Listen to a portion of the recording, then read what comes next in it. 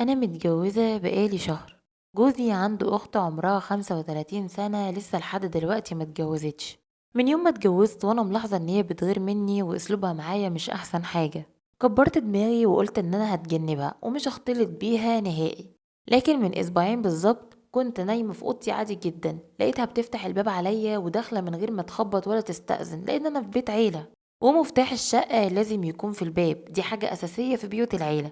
لقيتها بتخبطني على كتفي جامد جدا، قمت مخضوضة وقلت لها في ايه، هو انت ايه اللي طلعك هنا؟ قالت لي بيتنا واطلع وقت ما انا عاوزة، خلصي قومي علشان نروق، رمضان داخل علينا وعايزين نظبط الدنيا. قلت لها بكل هدوء انا لسه عروسة، ما كملتش اسبوعين، طبيعي مش هنزل اروق لكم وانا لسه عروسة. لقيتها بتقولي بقولك ايه، ما تكتريش معايا في الكلام، انزلي اغسلي السجاد. قلت لها طيب وانتي؟ قالت لي انا هقعد العب على التليفون، امال انتي هنا لازمتك ايه؟ قلت لها هو حد قالك ان انا خدامه؟ قالت لي اه خدامه، واذا كان عاجبك بقى.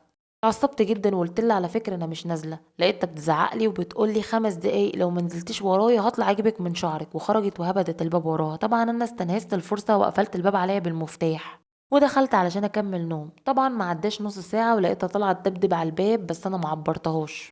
جوزي لما رجع من الشغل اشتكت له وزودت كلام كتير، ما قالتلوش ان هي غلطت فيا. طبعا لما جوزي جه يكلمني قلت له اللي اختي عملته معايا. قال لي لا اختي طيبه وغلبانه جدا وما تعملش كده. قلت له ما هي لو كانت طيبه ومش قلبها اسود كان زمانها اتجوزت مش عانس.